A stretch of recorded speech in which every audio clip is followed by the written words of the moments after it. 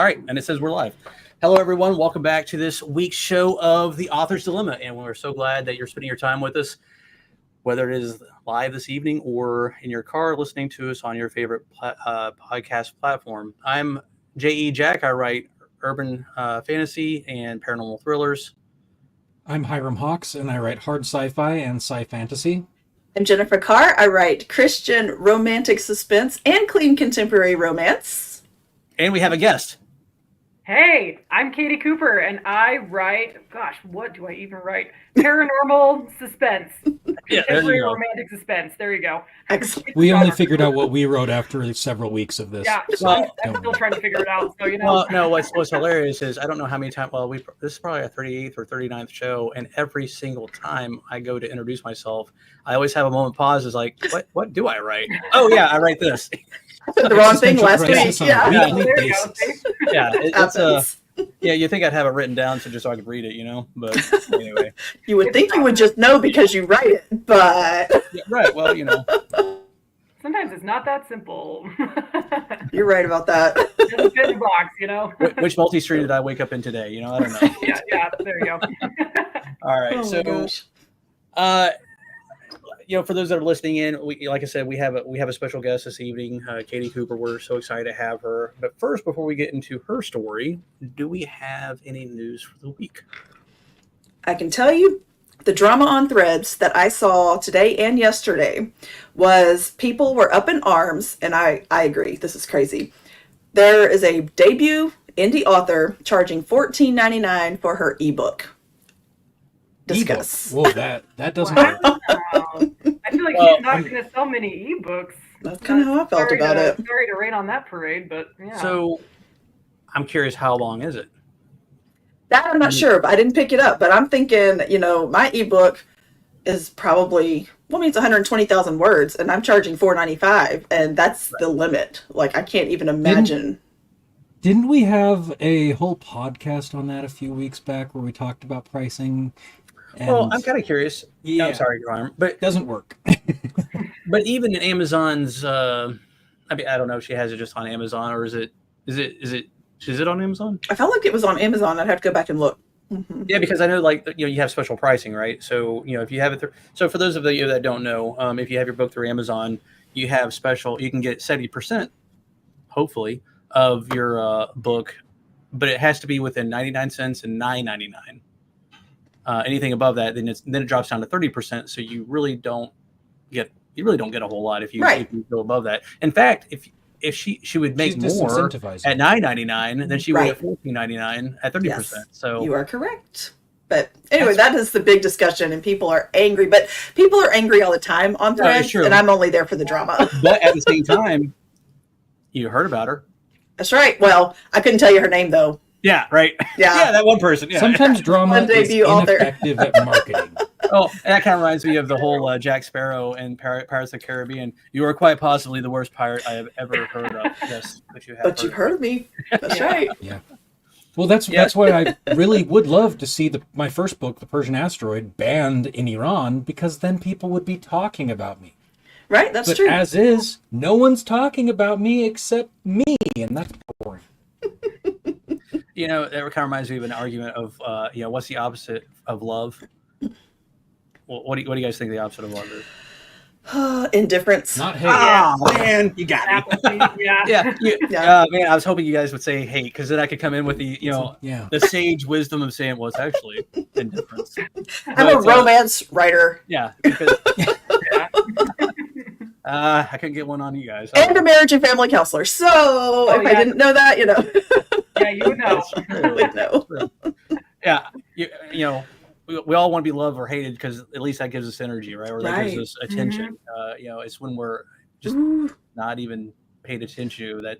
Really blows. That's actually a really good principle that I try to learn psychology to put in my book, and that whole indifference thing is a literal strategy I learned about for treating OCD and other intrusive thoughts. All right. When you have intrusive thoughts that are like, everyone hates you, or whatever, you respond to it with like, that's nice, or that's possible, and you literally start treating your intrusive thoughts with indifference. Ooh. And kills them. It destroys the intrusive thoughts. They wither. It's beautiful. Oh, What I is literally interesting- wrote a Go ahead. book about that. Did you? Like that is like part of the premise of the books that I am currently writing. So Okay, do tell. yeah? You want Let's to hear jump about these into crazy this. things? Okay. I know we're sorry to like derail your news minute. No, No, it's wonderful. Trust me, Where we do. that's Yeah. we go where the conversation goes. Awesome, I love it. So I and Jen, you're a marriage and family therapist, so you kind of have some perspective on this. But after I had my first baby, I got like a really terrible case of postpartum depression. So like Hyrum, you were talking about the thoughts, like they were so awful and so constant. And one of the ways that I kind of fought back was by like writing them down. And they eventually turned into, like, I hadn't written creatively in years, you know, but I'd written professionally, like as an SEO writer. And these thoughts like kept going, and they kind of just turned into like a character almost, you know. And then I had this idea just in the middle of the night pop into my head, like that I had a decade before of you should write this book. And so I was like, okay, well, maybe this is something I can do besides just like be sad during nap time and after bed and whatever. So started writing these stories. I mean, the premise is like your inner demons basically become real, you know, a little bit Stranger Things-esque. They come bursting out of a portal into this world, but they're not like tear you limb from limb demons. They're like get in your head and whisper lies and, you know, spread fear. And because that's what they feed on is like human fear and all the negative emotions. And so one of the characters is literally like a demon who sneaks into one of the main characters' heads and is just like using his own thoughts against him. And, you know, all those intrusive thoughts and all those things we don't want to think. And the kid has a little bit of a rough backstory. And so like he just has to fight this like through the whole book and overcome the inner demon and the inner voice. And it's that I've done a lot of research into that, aside from just like kind of living it myself, but also it's really interesting psychology. And that's exactly like what he does to overcome it in the end, is be like, I know you're lying, basically. Like, well, don't give us away. Don't give your story away. We have to read book 2 to get the rest of it. Yeah. To be fair, we don't. It's not giving it away if it's like saying it's the happy genre, because it has a happy ending. If it has a happy ending, then he wins. Yeah. That's awesome. It's not like I've read I've not read, but I've watched a lot of Asian movies where everyone dies, and I want to know ahead of time if that's going to happen so I can turn it off. I need to go in with realistic expectations so that I'm not just devastated. That's fair. Well, we jumped ahead. Yeah. We jumped ahead, but Caitee, why don't we have you give a little more background? How did you get into writing? Well, I'm kind of one of those that just always have written. Like there's literally a little story that my mom has that I wrote when I was in preschool about like a volcano who just wanted to be big and explode, you know? And so, so like they've just been in my head forever. But, you know, in high school, I was like the high achiever, right? So I was in all the AP classes and all the stuff, and creative writing never really fit in my schedule. And also it's one of those careers that like, if you say in high school or middle school, like, oh, I want to be an author, people are like, okay, maybe you should try for the NFL instead. You, a teeny little woman, should try for the NFL because that's like more likely. And so, you know, I put it away for a bit, but I always had these little stories in the back of my head. I always had ideas. Went to college, did an 18-month, you know, mission for my church. Came back, got married, started some businesses with my husband because we're very entrepreneurial. Had a couple kids. And the business that my husband and I started, I was too busy to write creatively, but I discovered that writing commercially can be really, really lucrative because a lot of people don't want to do it. And, you know, so I hired out and went mercenary and sold my skills to all sorts of service industries. So like landscaping and HVAC and stump grinding and like, toys, slime, Walmart Canada. Like I edited, I wrote all sorts of stuff for about 7 years. And then I stepped back to raise my kids and stay home for a little bit. But like I kind of mentioned earlier, I about lost my mind doing that because I was so used to like, you know, going and being a part of, you know, everything that was happening, and being at home can be really, really fulfilling, but it's it's very different when you land in that space, and it's just like, holy cow, I had this baby and now my life is completely different than it was 2 weeks ago, And so I just needed something to keep my mind going, which, and again, it just in the middle of the night, I was actually pregnant with my second son and had really bad insomnia. And this idea, I was just laying there staring at the ceiling, and this idea just hit me out of the blue of this book that I'd had 10 years ago in my head. And I'd started it, and it was completely different than what it has turned out to be. But I just had this, like, I don't know if you guys believe in like inspiration, but I just kind of had this moment where it was like, Caitee, you need to write these books, even if it's just to like get you through, having 2 under 2, because you're going to go nuts. Like, and you need to have something that you can do so that you can be a good mom and also still feel like a human being. So that's my, So that brings up the next question. So, you said that your story changed. And so what is your process? Are you a pantser, or do you outline, or kind of do a little bit of both? Because most of it, well, I'm a straight pantser, and I'm jealous of people that have a little bit of, they know what they're going to do before they sit down to write, and I don't, and that can be stressful. So I'm just kind of curious, with the stuff going on in your life at that time, how was your writing process? How did that look? Well, I was just doing it for fun at first. And so it was like I had a plot in my head that was overarching, but I didn't ever really outline or anything. And so I kind of pantsed the first one, and it twisted and turned, and more of it fell into place. And before long, I realized it was way too long to be one book. And so I split it into a trilogy. And the second book, I tried to kind of do the same process, because the first one just kind of was it felt so easy. And part of that was because I had no idea what I was doing at first. But so I started book 2 and got 80,000 words in, and was looking at it. It was just like, this is the worst. This doesn't make sense. Like, this is not good. And people have read book 1 and they're excited for book 2. And it was like super stressful. So I scrapped it and re-outlined it, and then wrote like from that outline, and got critique and feedback. And that helped a ton. And then for book 3, I have sat down and I'm trying the outline process. We'll see how it goes. It's already kind of twisting and turning more than I was expecting it to, because I have this nice little outline now, and I'm expecting it to just, conform, but it's not, as you pantsers understand. And so I was a pantser too, but I am plantsing my current book. Yeah, that's exactly what I'm doing. I made an outline. I'm literally I just hit 60,000 words, I believe.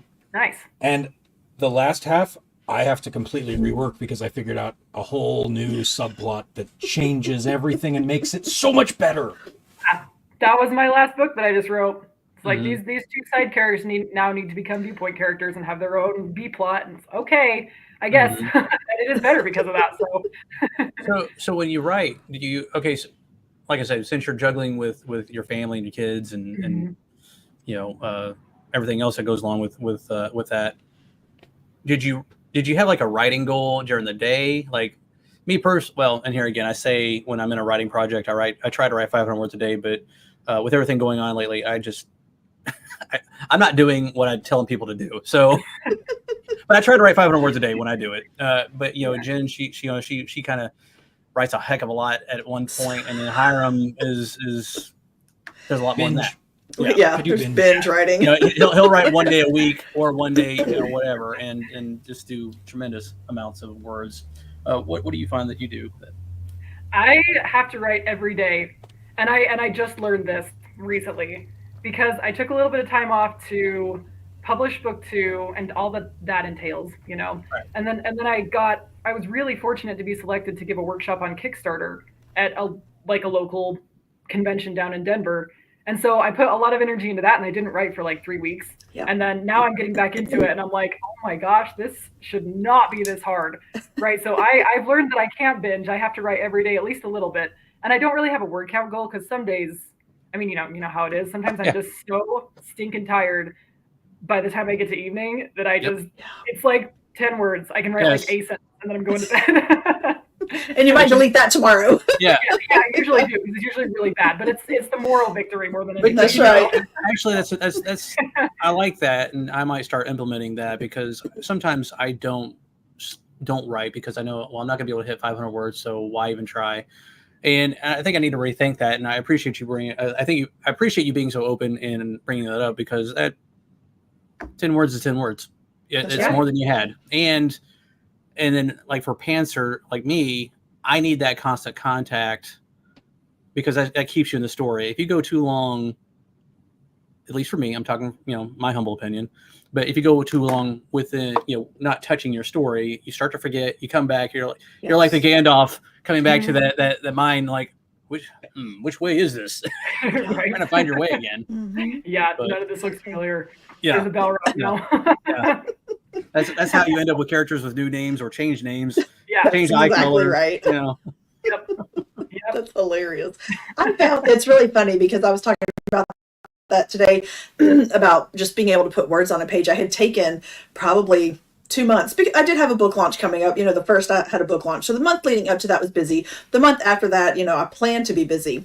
But I realized what was happening is that I was so overloaded with trying to find balance in the work and life situation because I stay at home with my kid who homeschools. And so, there's that whole balance there as well. And so I can easily get sucked into stuff, but she's got her own commitments that I've said I'll take you to. So I've committed to that. So yesterday, and I know not everybody loves AI, but let me tell you, my chat GPT is named Frank. Frank and I had a very important discussion where I said, this is my calendar. These are my goals. Let's figure out how to mesh those. And I'm not kidding when I tell you he gave me this hourly schedule yesterday that I'm just like, it was well, not yesterday, but Tuesday. And I was like, all of a sudden, all the floodgates to being able to write just opened up. It was amazing. It was kind of like everything that had been weighing me down was gone. And so I started writing and I messaged the guys and I was like, y'all, I just had like an 8,000 word day. Like, it was amazing. I don't know how that happened. It hadn't happened in so long. And so I think sometimes we need to clear our minds. And I know it's hard when you're tired, but you've got to find a way to like push out what you don't need right now so you can open those creative floodgates a little bit. And that brings up another point. I would like to say about AI, that is the correct use of it. I was thinking that too. Yeah, it's a great use. Don't use it to write your books. Yeah. But use it to help organize your life. Make them work for you. Yes. Yeah. Well, no, but that's interesting that you bring that up because I've heard two things to this evening. One, Caitee, you were talking about you had intrusive thoughts. You started writing them down, and it got it out of your head. And then Jen, you're talking about you're overwhelmed with all the stuff that's going on in your life, and then once you had it written down where you could see it, it was out of your head, and so that's an interesting Brain way. dump. I mean, because once you get it written out, your brain isn't doing that marathon circle logical, circulatory logical thinking where it's like, okay, I got to think about this. I got to think about this. Oh, I got to think about this. And then you're right back where you're starting. And well, that's tiring. It is on 3 different tracks, right? Because you've got work and personal and, social. And so it's just like, how am I going to do all this? And so now I know. Oh, It's good. I might need to try that. Yeah. I'm telling you, Yeah. it's a win. I hate So schedule. I might have to get access to Frank. I don't know.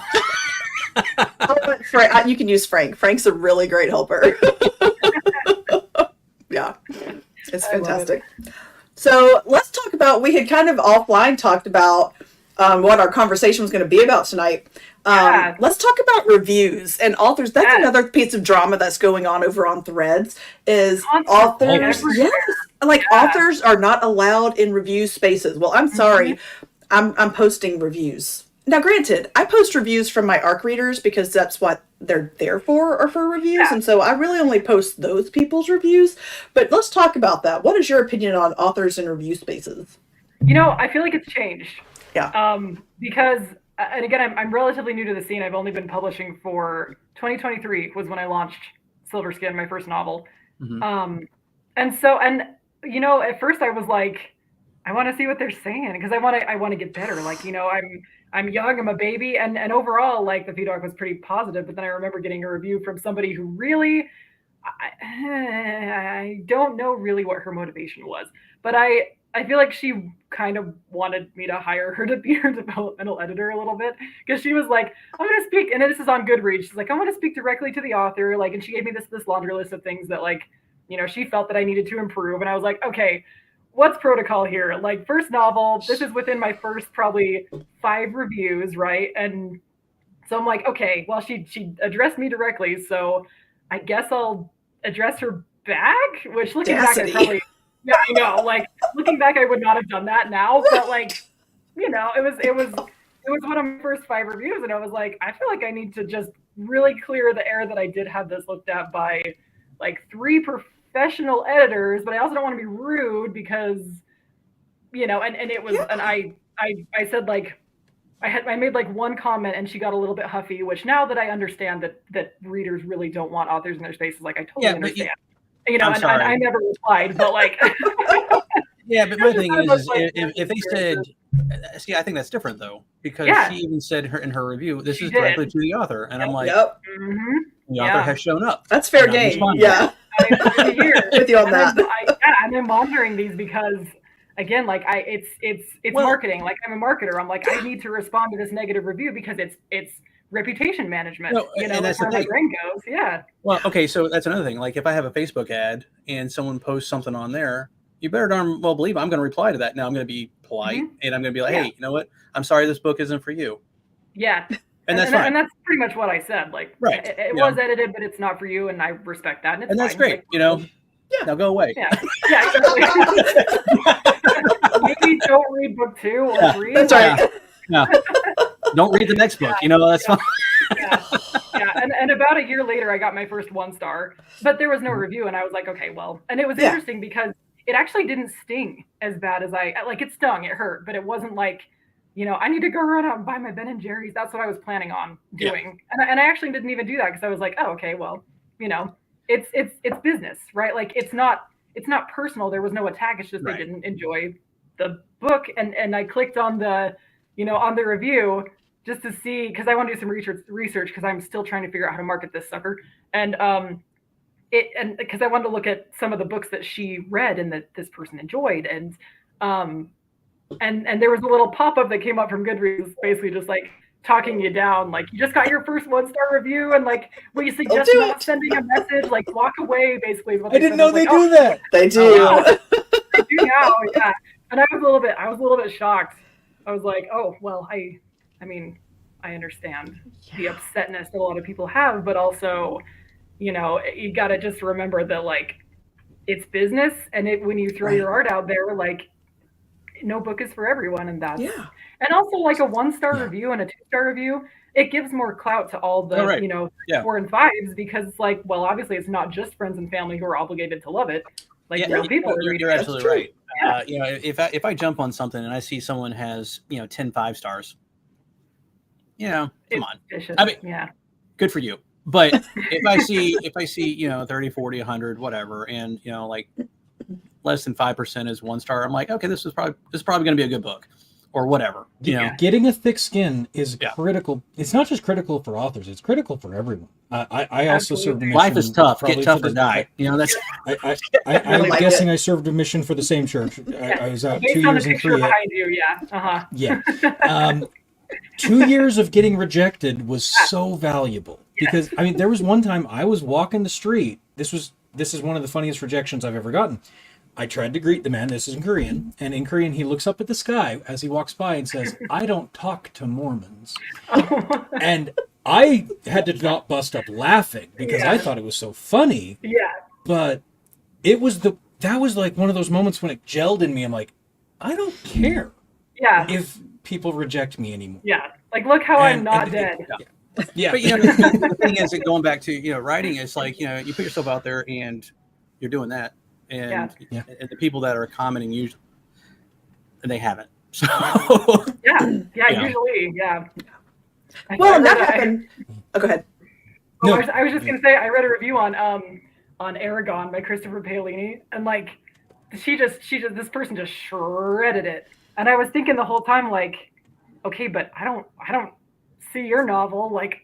What's your name? You know, like I don't know. Like, you know, Bravo. like, no, you're absolutely right. That's kind of the attitude you have to have. You got to every book has their detractors. There are people like what are the reviews of Harry Potter? It's Star Wars with terrible lightsabers. And what are the reviews of Star Wars? Oh, this is just that guy, that Mars book, except, 30 years later.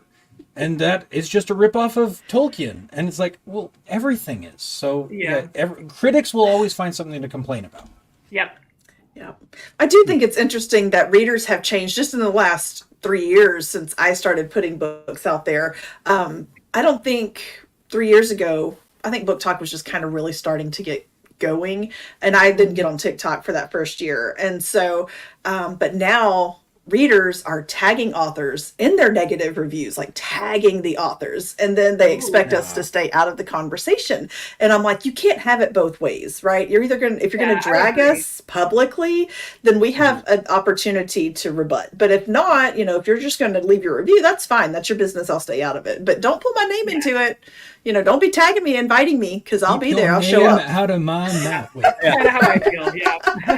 I see that's like an open invitation to conversation. And, if you bite back at me just because I do that, well, then that shows more about you than me. But that's right. Like, I don't like being social. I am a very introverted person, but that is an invitation I will accept gladly.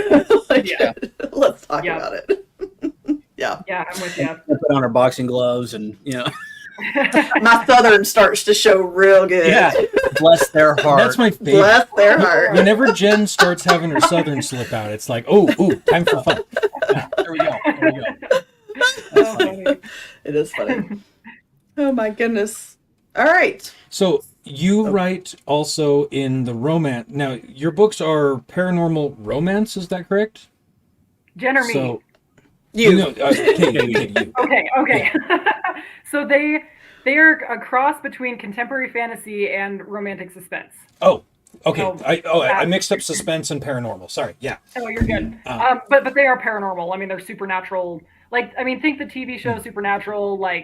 Early episodes of the X-Files before they got weird. I tell people that basically, if Alfred Hitchcock got his hands on a Hallmark movie, it would be my stuff.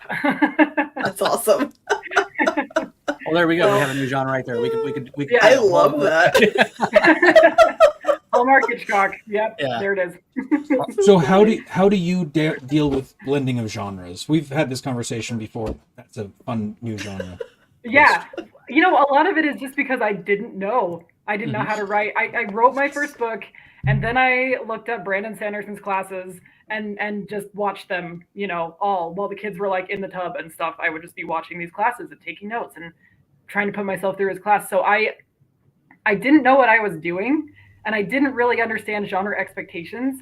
And I read a lot, and I read widely, whatever catches my eye. I'm not a genre. I'll read genre fiction and I'll read literary, and within genre I'll read just about every genre except for splatter punk horror. I'm not really into that, but and so I think it just was really natural for me to just kind of follow the story and let the plot and then the character motivations and the character, because I'm really big into characters. I love creating the most well-rounded deep characters that I can, and so it just kind of made sense where all the book and all the plot kind of took me and them. And I guess I didn't ever really think about the fact that I was mixing several genres, and so. I love that. When you're writing, and you said, you really like the character development, do you develop your characters? Because, we talked about pantsing and things like that, but before you start, do you create your characters beforehand, or how does that work? Yes, that I do beforehand. Is I will do a lot of thinking about the characters, and I want them to be planned out before I go into something. And then if there's going to be a magic system, I want that fairly planned out too. The world can kind of fall into place, and the plot, and that can all flex depending on what the characters, their arc, but their arc usually comes first for me.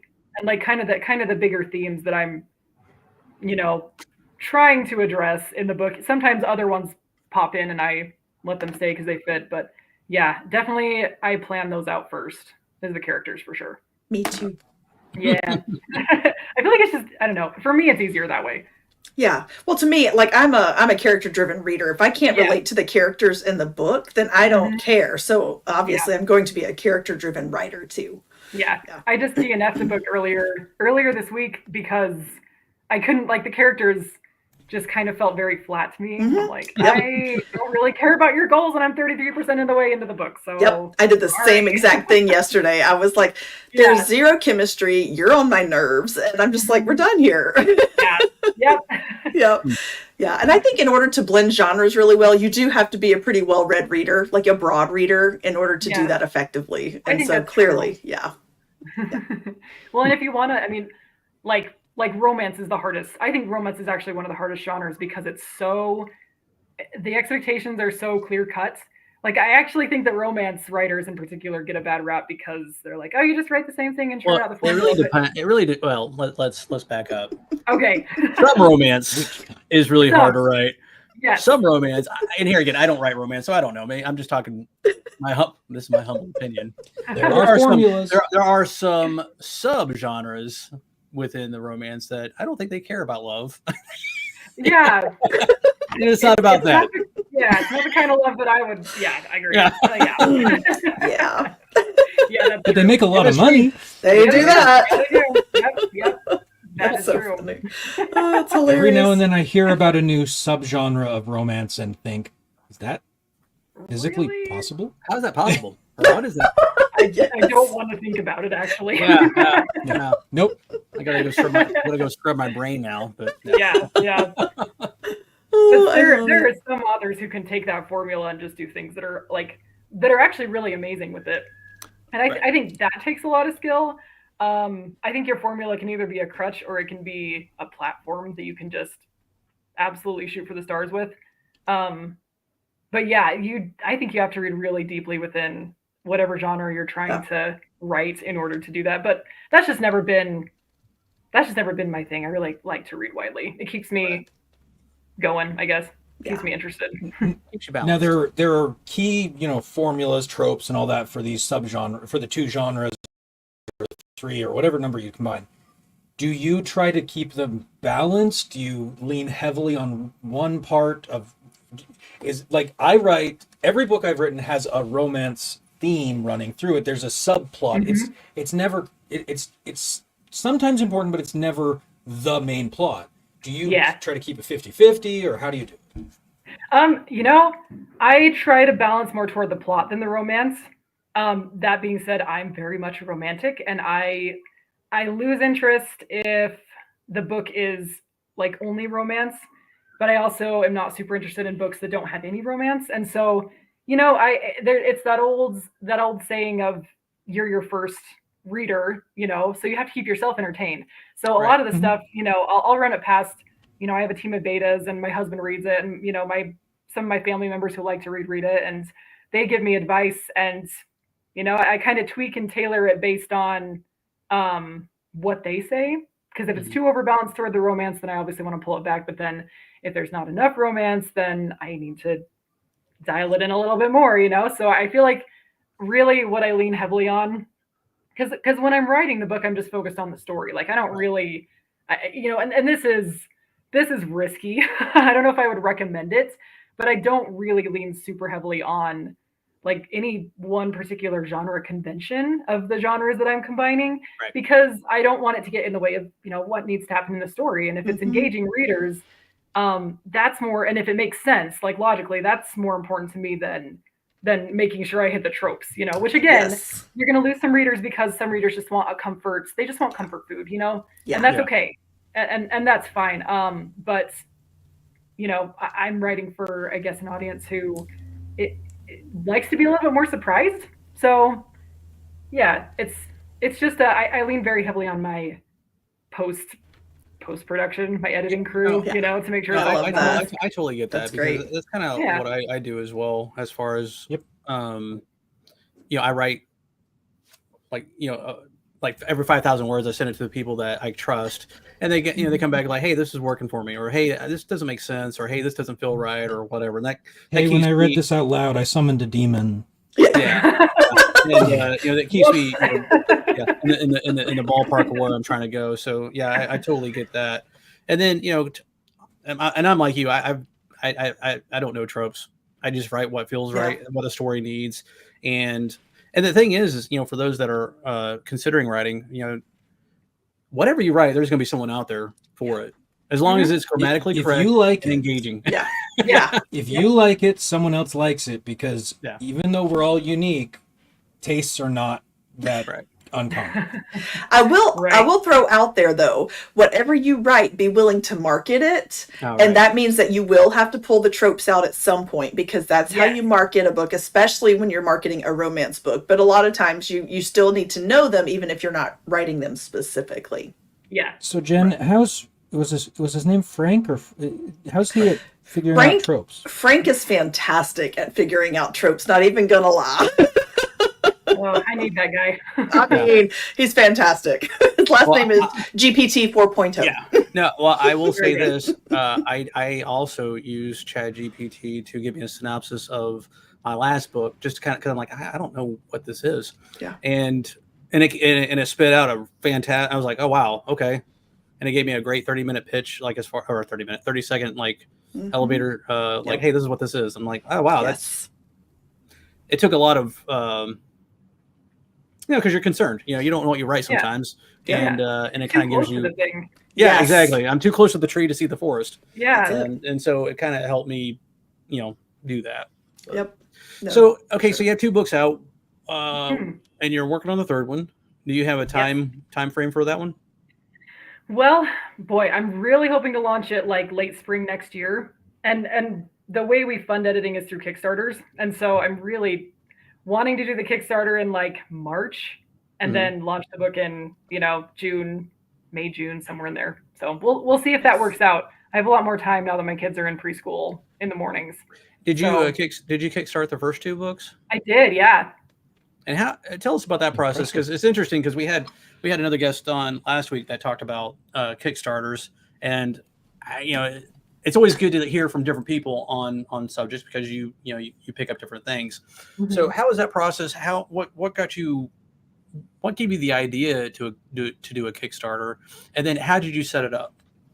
Well, my husband is a really big Brandon Sanderson fan. Oh, And okay. so he saw the There giant you go. Kickstarter and was like, yeah, like, you're writing books, and obviously, we had realistic expectations. It's not like, it's going to be a multi-million-dollar. We made 4 figures and we're thrilled. We were so happy. It was very successful for, being a debut indie with like no following at all. But yeah, he just kind of suggested it one day because I decided to go the indie route. And then I was sitting there being like, with the guilt, being like, shoot, this is going to cost so much money. Because like, I want to do it right. Right. Because again, recovering perfectionist. And so like with editing costs and everything. And so he just turned to me one night and was like, have you ever thought about doing a Kickstarter? And I was like, no, no, I haven't. But we started looking into it. And, if you give yourself enough prep time, because it's a process. And getting it off the ground is almost like a part-time job in and of itself. And there's a ton of prep work that's involved, but if you give yourself time to do it and to do it well and do it right and market as much as you can, you really can do some really cool things with it. And the cool thing about Kickstarter is it has the opportunity to pull in extra readers that would not have found you if not for the Kickstarter platform. So most of my funding last time on the second book really came through people who were just internal to Kickstarter. They just like Kickstarter and they browsed and they saw my stuff and they liked it and they Interesting. pledged. Oh, that is Yeah, interesting. it was really That's cool. awesome. I need to. And a lot of them joined my email list too, which is gold. Even better. Yeah. Yeah. Wow. Okay. So, what's the name of your third book coming out? It'll be called Portlock. Portlock. Okay. Yep. We're coming up to about 40 minutes, so we need to start wrapping it up. We do have on the screen your website.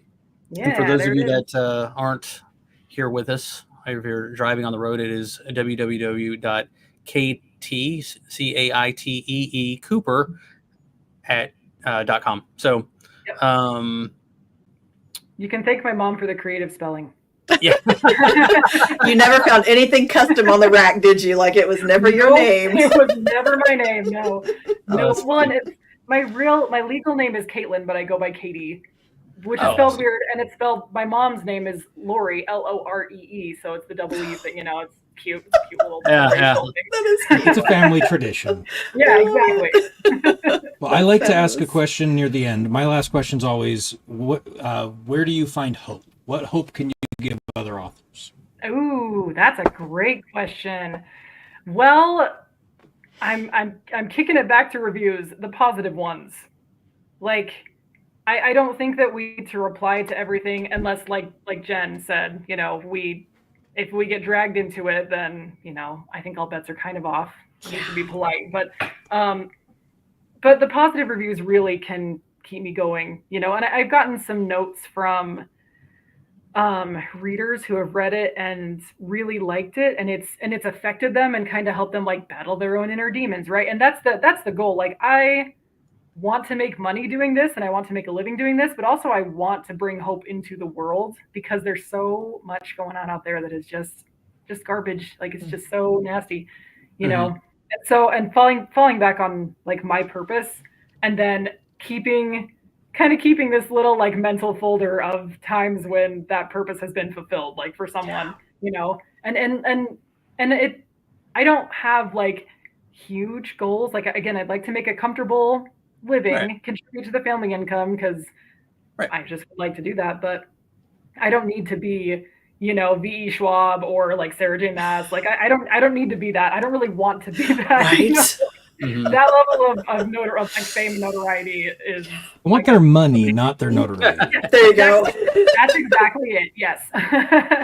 And well, so, I like to ask this. So, you obviously you started a couple years ago. If you could go back, or any time in your life, if you could go back and talk to yourself, what's one thing you would tell yourself about your writing or your authorship? Like, what would you tell yourself to really, like, hey, this is what I learned, this is what you need to do?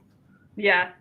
I would tell myself to take the classes and read the craft books first before writing the book, because that would save a lot of pain and a lot of rewriting. But that's okay. You learn, and it's all, if you learned and you come out on the other side of it a better writer, then it's all worth it. Yeah.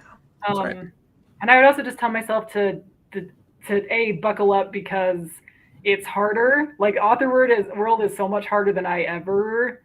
And like, this industry is vicious, and I would tell myself, just be emotionally prepared. Don't take it personally. Like, definitely separate your worth from your work, because they're very different things. And then I would also say, like, it's a lot of fun though. Like, it's the kind of fun where sometimes you're beating your head against a wall, but then you look back and you're like, actually, that was pretty fun. And the people that I've been able to meet because of it have made it just totally worth it. Like, it's, oh, go ahead. Are you like me in that you actually prefer writing the book to having written the book? Yeah. Yeah. The process is what and I actually hate drafting, but I love editing. I love pulling it all together. That's my favorite parts. Yeah, I know. It's like, so I feel like there's either one or the other. Like, you either love drafting and you hate editing, or vice versa. And that's kind of what I've noticed. Yeah. That's funny. All right. Well, awesome. Again, Caitee, thank you so much for spending your time with us this evening. Thank you, guys. It was an enjoyable conversation. We'll probably have you back at some point in the future. I'd love that. You guys are great. And we hope you enjoyed your time. So, for everyone else, I think next week we do not have a guest. I think we're going to be talking about, of course, we might, who knows? As you know, those of you that follow us, we are very fast and loose here. Things change on the fly. I think we're going to be talking about point of view. Yeah, point of view. Or not. I don't know. We'll see. Tune in and find out. Hit that subscribe button and make sure you listen next time. All right, everyone, take care. Have a great week. God bless. We'll see you next time. Bye. Bye.